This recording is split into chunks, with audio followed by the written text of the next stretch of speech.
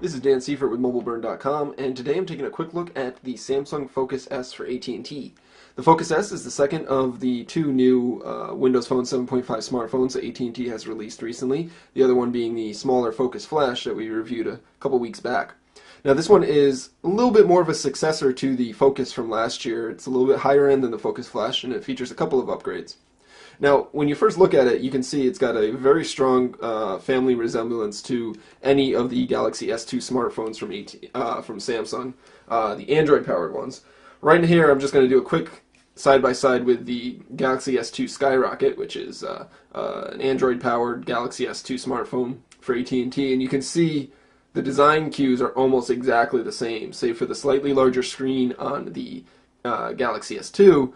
The Focus S looks almost identical, and if you removed the Windows Phone branding from it, you would be hard-pressed to tell a difference between the two. The two phones are almost exactly the same. The Focus S is slightly slimmer, similar to the global version of the Galaxy S2, but otherwise very, very similar between the two. So, now that that's out of the way, we can take a look at what kind of hardware we're looking at here. For starters, we've got a 4.3-inch Super AMOLED Plus WVGA screen. So like any Windows Phone device, we've got a WVGA resolution, so it's 480 by 800 pixels tall. At this resolution, or at this screen size, it doesn't really look too bad, since it is a Super AMOLED Plus screen. It does not feature the pentile layout, but it features a standard RGB layout, so the pixels are pretty sharp and crisp. And as with any Super AMOLED screen that we've seen, the colors are extremely bright. Viewing angles are almost infinite, as you can see there. Really great deep blacks, as you can also see, and looks great with the Windows Phone interface itself. Now, below the screen, you've got three capacitive buttons. So you've got a back, start, and search key. It's pretty standard for all Windows Phone devices. Up above the screen, we've got front-facing 1.3 megapixel camera, audio, earpiece there, and then a couple of light sensors. As with most Samsung phones, this does not have a notification light of any sort. Now, taking a look at the side profile, the Focus S is very thin. It's only 8.5 millimeters thick, so it's almost the same exact thickness as the global version of the Galaxy S2 or the non-LTE version of the Galaxy S2.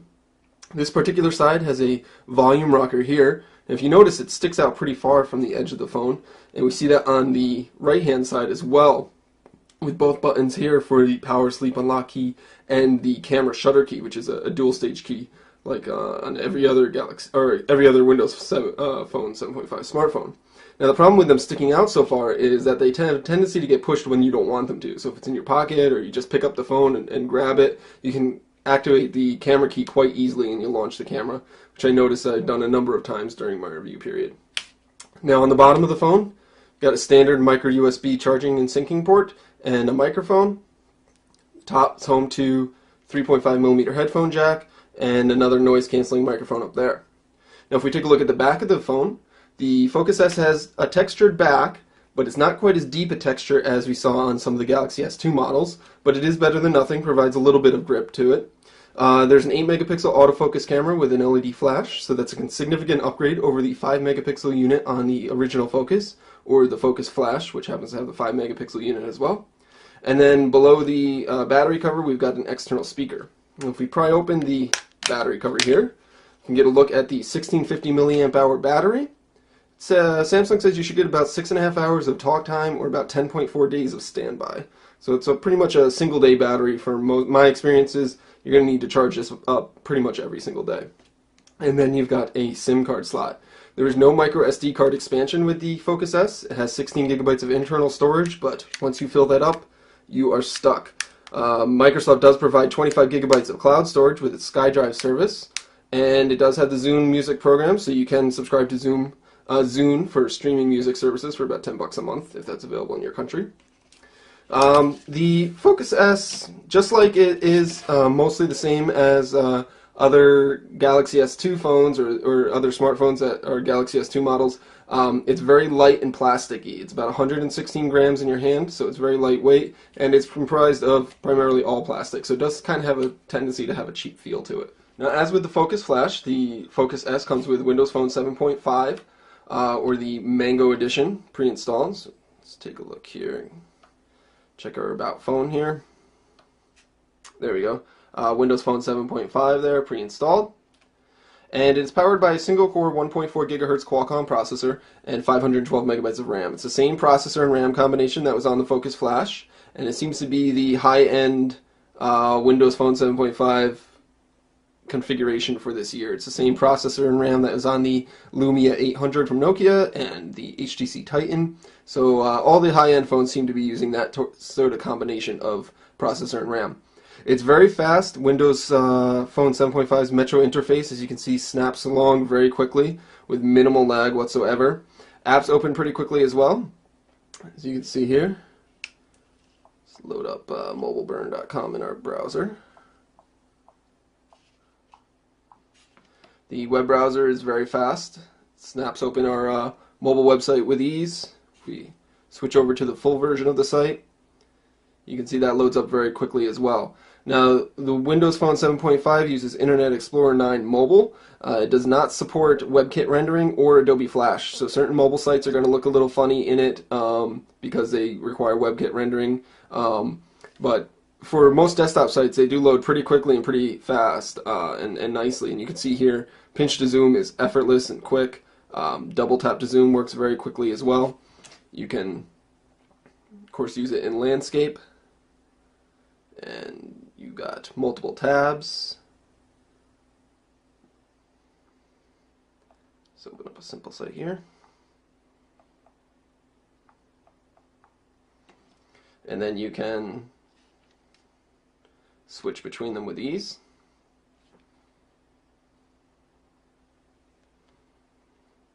So it's a pretty good web experience if you can get over the lack of Adobe Flash Player and the WebKit rendering issues that you might encounter from time to time. The Focus S features Microsoft's integrated SMS client that features threaded messaging as well as integration with Facebook Chat and Windows Live.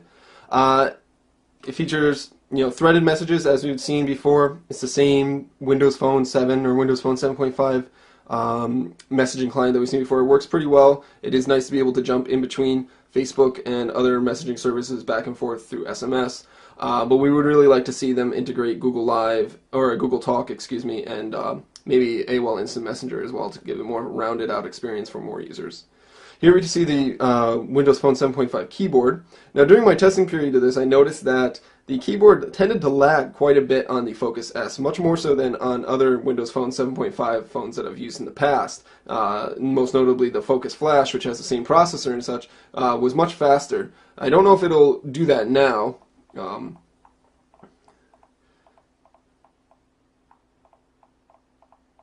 But you can see how the sounds are actually kind of lag behind, and when you're typing a lot, I noticed that I made quite a few mistakes because the keyboard was not keeping up with my own typing thumbs. So that's probably something that Samsung could address with a software update, but it did get quite frustrating from time to time, especially considering the high-powered processor that this phone has. Now, Samsung and AT&T kept the pre-installed apps to a minimum on the Focus S. You've got a suite of AT&T apps here for Family Map, Navigator Radio, Uverse Mobile, and then down here you've got My AT&T, which is an account management app.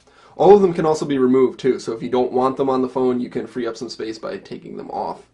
The Samsung has also included the Now application, which offers weather information, stock information, and news information.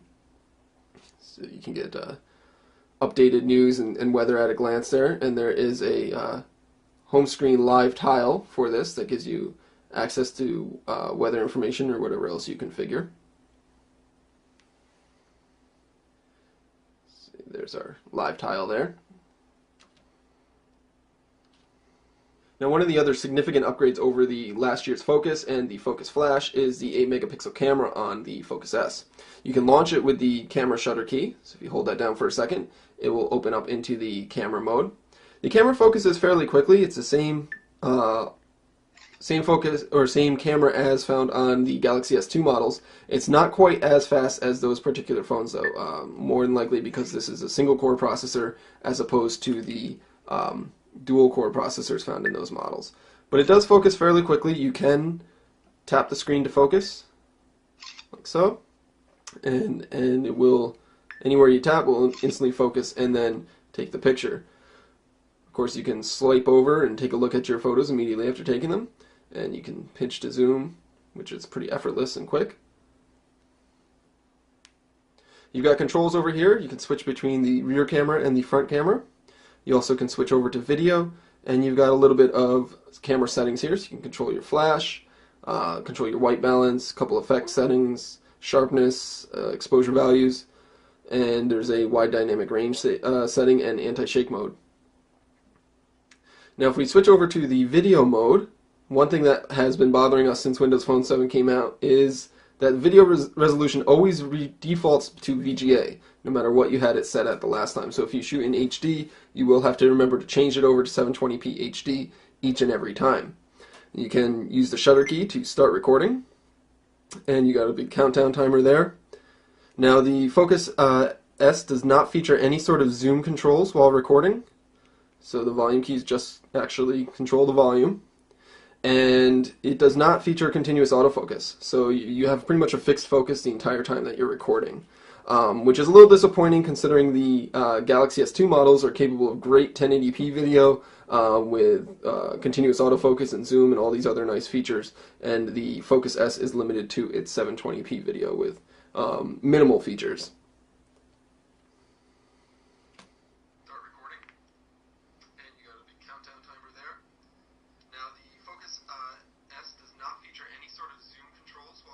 So there you have it. That's a real quick look at the Samsung Focus S for AT&T.